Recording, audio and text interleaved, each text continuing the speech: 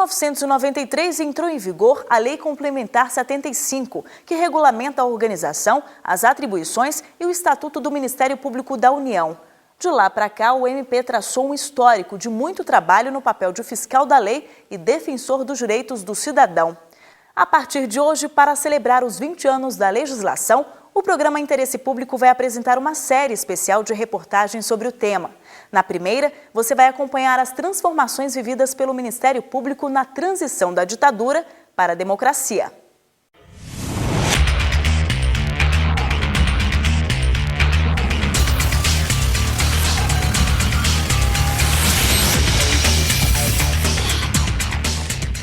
O Ministério Público tem um papel muito importante de garantir os direitos de muitos grupos que não têm os seus direitos, às vezes, assegurados, grupos que são mais vulneráveis que outros e eles precisam de uma atenção especial. Na essência, é um trabalho fundamental para a democracia. O Ministério Público tem fundamental importância para garantir que a nossa democracia tenha as condições de dar representação para aqueles menos favorecidos, né? Ele é como se fosse um guardião da justiça, né? Não foi difícil encontrar quem soubesse explicar qual a função do Ministério Público, mas o que nem todo mundo sabe é como foi o processo de crescimento e fortalecimento da instituição.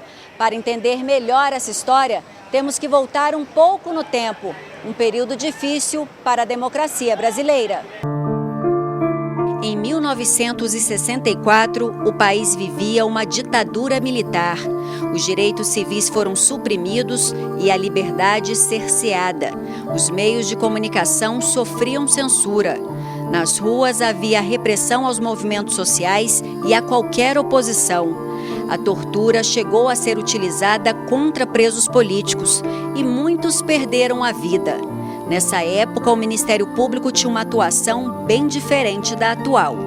Ele era o advogado do presidente da República, portanto, o advogado do Poder Executivo, e, ao mesmo tempo, ele tinha as funções de defensor da sociedade.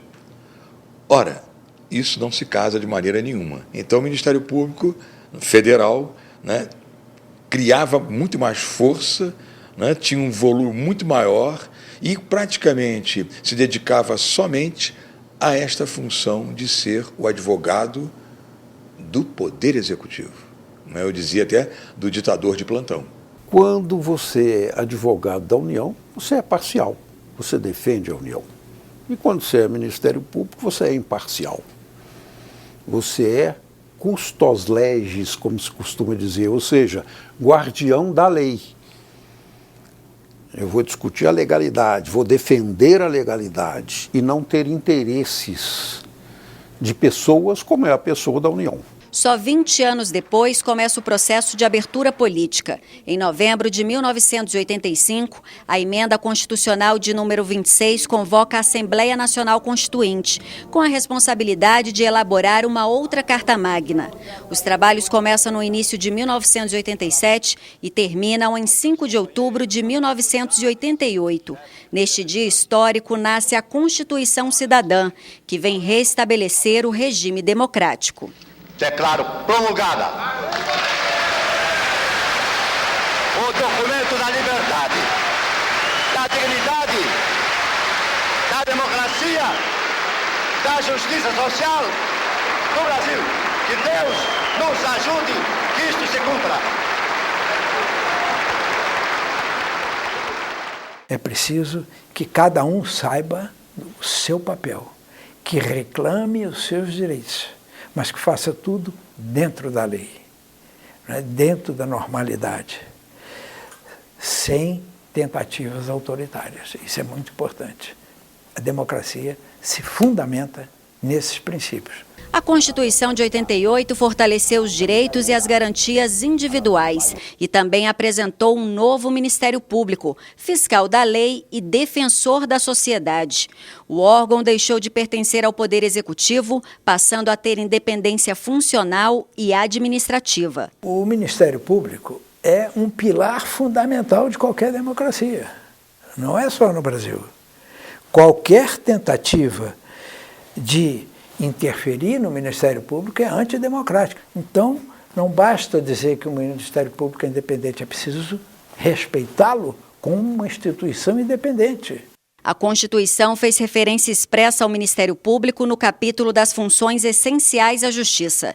Definiu o MP e apontou as garantias e as restrições aos membros da instituição. E foi na área civil que o Ministério Público adquiriu novas funções, destacando sua atuação na proteção do meio ambiente, patrimônio público, consumidor, crianças, adolescentes, índios e outras minorias. Vai se despir totalmente da função da defesa do presidente da República, da administração pública, e vai passar a ser o grande defensor da sociedade, indo lá no Poder Judiciário, peticionando no Poder Judiciário contra atos governamentais, o que se solidifica em 88. 88 aí vem a definição constitucional nossa como instituição nacional permanente, autônoma em defesa da democracia e da sociedade. Isso é a nossa definição constitucional. E em 88 se cria a Advocacia Geral da União. São aqueles colegas e colegas que vão defender a administração pública. O Ministério Público é a voz da sociedade diante do Poder Judiciário, voz que jamais poderá ser extinta. O primeiro Procurador-Geral da República após o período de exceção foi José Paulo Sepúlveda Pertence. Nomeado em 85 pelo então presidente da República, José Sarney, permaneceu no cargo nos 4 anos seguintes. Nós temos a figura importantíssima de um Procurador-Geral da República, que se chama, depois vai ser Ministro Supremo, que se chama José Paulo Sepúlveda Pertence, que até me chama lá e diz assim, olha, vamos criar, a gente tinha colocado isso para ele, falei, vamos criar a Secretaria de Coordenação, nome pomposo e grande, Secretaria de Coordenação de Direitos Individuais e Interesses Difusos, para defender a pessoa humana, cada um de nós, e defender o conglomerado das pessoas, né? Mas, portanto, fazer a defesa da sociedade.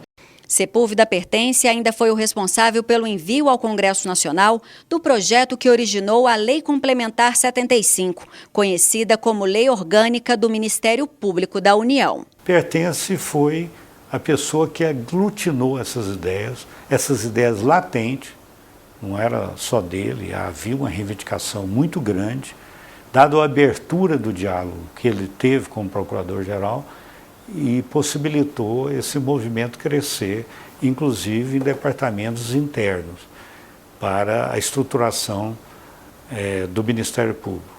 A seguir, em Minas Gerais, tráfego de caminhões com cargas pesadas prejudica rodovias e põe em risco a vida dos motoristas. E no Rio de Janeiro, MPF quer proibir o tráfico de animais silvestres na maior feira ilegal do setor no Brasil, em Duque de Caxias, na Baixada Fluminense. É daqui a pouco.